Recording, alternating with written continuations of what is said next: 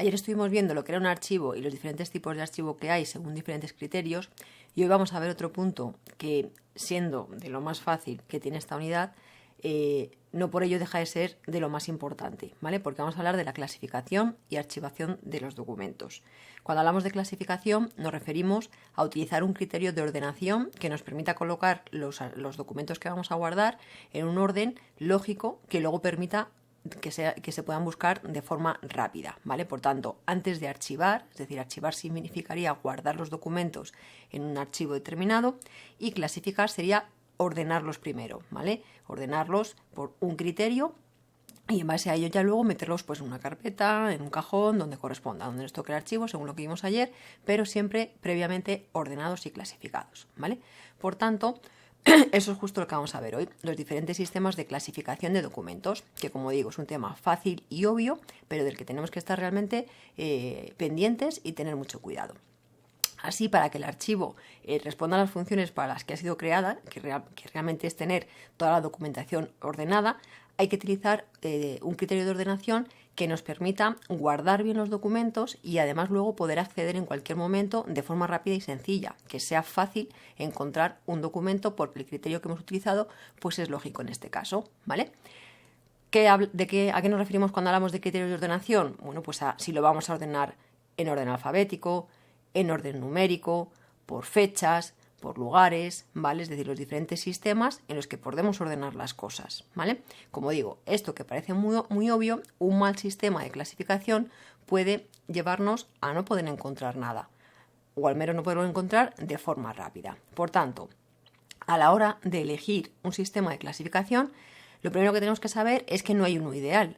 Dependerá del tipo de documentación que tengamos que guardar. Ahora lo vamos a ver. Hay algunos sistemas que nos vienen mejor que otros para determinados documentos, ¿vale? Pero sí que tenemos que tener en cuenta una serie de cosas. En primer lugar, que tiene que ser un sistema de ordenación comprensible, ¿vale? Es decir, que todo el mundo rápidamente, en cuanto ve un par de documentos, sabe perfectamente si está ordenado en orden alfabético, por orden numérico, ¿vale? Es decir, no tienes que hacer un máster para saber cómo están organizadas las documentaciones, ¿de acuerdo?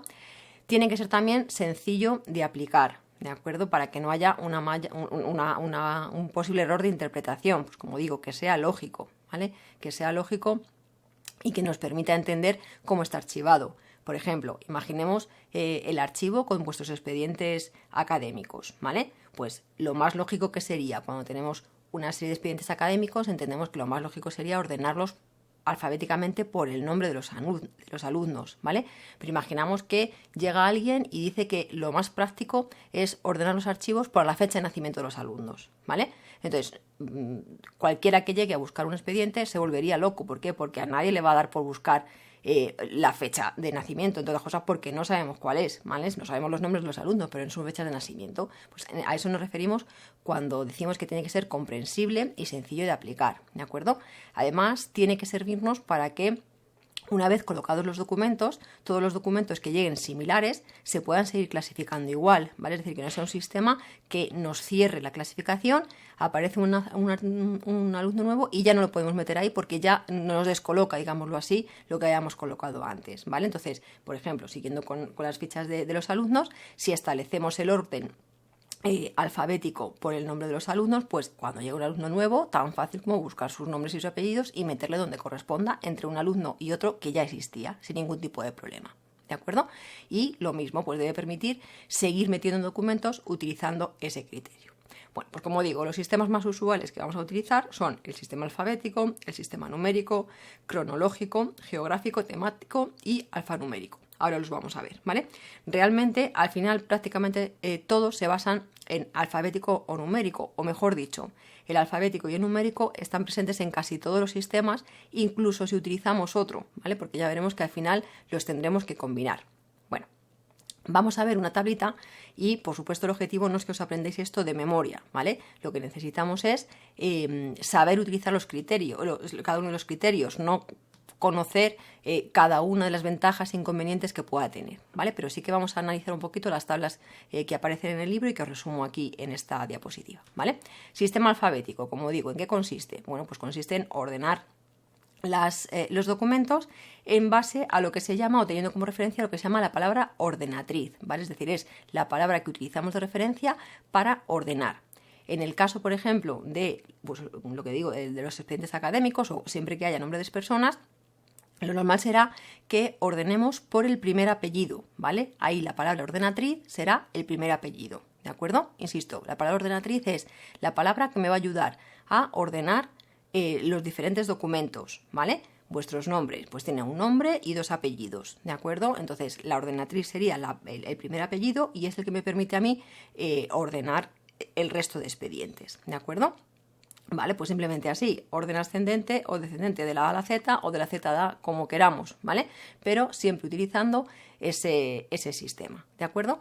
Cuidado con el orden alfabético, y más si tenemos nombres, ¿vale? Cuidado con los nombres compuestos, cuidado con los nombres que llevan preposiciones o artículos, ¿de acuerdo? Por ejemplo, los nombres compuestos funcionan como uno solo, ¿vale? Si yo me llamo José Alberto, cuando vayan a ordenar mi nombre van a tener en cuenta que José Alberto va todo junto, ¿de acuerdo? Solo se utilizará el segundo nombre si hay un José Alberto y un José Luis, que entonces sí que utilizaremos la segunda parte de mi nombre para esa ordenación, ¿vale? Pero si no, va todo en un pack, ¿de acuerdo? Por otra parte, aquellos apellidos que tienen preposición o artículos, pues por ejemplo, me llamo Álvaro de Luna, ¿de acuerdo? Pues a la hora de ordenar mi apellido, que es de Luna, la palabra que tengo que utilizar no es el de, sino el Luna, ¿vale? Las preposiciones no pueden formar parte de la palabra ordenatriz, ¿de acuerdo? La tendremos que poner aparte, o lo mismo si es la o algo así, ¿de acuerdo? Excepto si los nombres son extranjeros, ¿vale? Si los nombres son extranjeros y vienen de una partícula que parece ser una preposición o un artículo, no lo vamos a tener en cuenta, no lo vamos a separar, entre otras cosas porque como no conocemos los idiomas extranjeros, no sabemos hasta qué punto es preposición, artículo, lo que sea. Por tanto, los extranjeros, según van, con la primera letra que tenga, la palabra primera que aparezca en el nombre, ¿vale? Bueno, si echáis un vistacito al libro, a las páginas 126 y 127, vais a ver que están todas las normas, o bastantes las normas de ordenación que se utilizan en función de la palabra ordenatriz, ¿de acuerdo? Echad un vistacito para que luego sirva para hacer los ejercicios, ¿de acuerdo? Vale, pues este sistema, por supuesto, es pues, muy sencillo de aplicar, porque simplemente nos tenemos que conocer el alfabeto y nos permite una localización rápida y sencilla. A veces es difícil encontrar por qué palabra podemos empezar a ordenar, ¿vale? Esa palabra ordenatriz suele ser la mayor complicación, pero ya os digo que en el caso de nombres y apellidos, pues simplemente empezamos por el primer apellido, ¿vale? ¿Y cuando lo utilizamos? Pues normalmente para ordenar todo aquello que tenga el nombre de alguien, de una persona o de una empresa, pues los contratos, las fichas de personal, la correspondencia si llega por nombre, ¿vale? Todo ese tipo de cosas. El siguiente sistema será el sistema numérico, es decir, ordenar también en forma ascendente o descendente en base a un número natural que o bien en el propio documento o nosotros le hemos asignado, ¿vale? Aunque no venga en el documento, ¿de acuerdo? Por ejemplo, pues los presupuestos, las facturas, los pedidos, ya sabéis que todas las facturas vienen con su número de factura, con su número de pedido, ¿vale? Pues todo eso puede ser una buena documentación para ordenar en base a ese criterio, ¿vale? Pues la factura 1, la 2, la 3, ¿de acuerdo? Hay veces que el documento, como digo, no tiene un número, pero yo se lo asigno. Pues, por ejemplo, cuando tenemos correspondencia y le asignamos un número de entrada, ¿vale?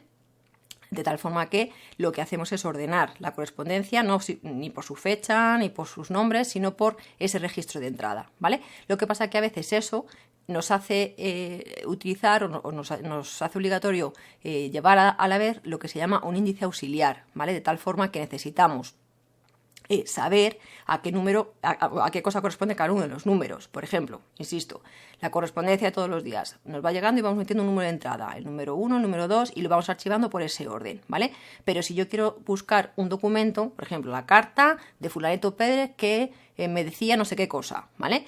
Yo simplemente viendo el número de entrada no voy a saber a qué se está refiriendo, ¿vale? Por tanto necesito un índice auxiliar, lo llevaré normalmente en una tabla de Excel o en un registro de entrada en el que ponga carta 2, contenido, y ahí a través del contenido pues ya veo yo qué carta necesito buscar, ¿vale? Por tanto, bueno, pues uno de sus inconvenientes es ese, que muchas veces necesita ese complemento. Sistema cronológico. Bueno, pues simplemente es utilizar un sistema que me permite ordenar los documentos por fecha, ¿vale? Evidentemente, para eso es importante que el documento pues tenga una fecha, ¿de acuerdo? Entonces, por ejemplo, pues para actas, para documentos bancarios, los recibos, las nóminas, ¿vale? Todo eso que tiene una periodicidad y que me resulta fácil ordenarlo así, pues por ejemplo, las nóminas. Vamos a ver las nóminas de enero, las de febrero, las de marzo de todos los trabajadores, ¿vale? También a veces es necesario llevar este índice auxiliar, ¿vale? Y muchas veces también tenemos que complementar este sistema con algún otro. Por ejemplo, las nóminas. Dentro de las nóminas puedo colocar las nóminas de enero, las nóminas de febrero, las nóminas de marzo, pero luego dentro de las nóminas de enero, para poderlas encontrar bien, a lo mejor tengo que ordenar pues por el nombre y apellido de los trabajadores, ¿vale? O por su número de expediente, de tal forma que los vamos a combinar. Sistema geográfico.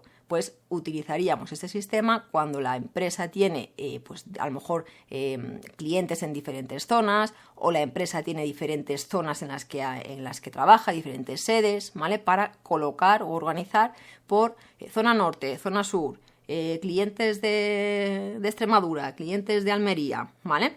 Y lo mismo, también suele necesitar que utilicemos otros sistemas después para que dentro de una región, una provincia, una población, además pues los podamos buscar por orden alfabético, por número de factura, por lo que sea, ¿vale?